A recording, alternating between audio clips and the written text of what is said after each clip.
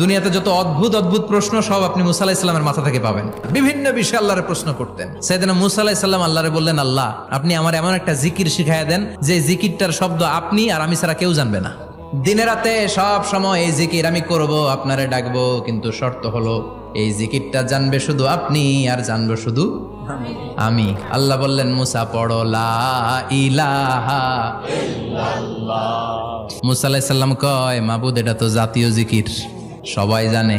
আমি তো চাইছি এক্সেলেন্ট একটা জিকির, কারো কাছে নাই, শুধু আমি জানবো আর আমি পড়বো।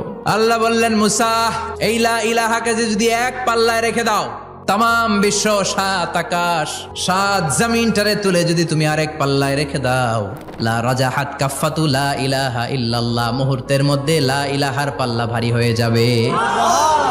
ও মুসা, তুমি যতই এক্সক্লুসিভ জিকির চাও, লা ইলাহার চেয়ে দামি জিকির আমার কাছে নাই।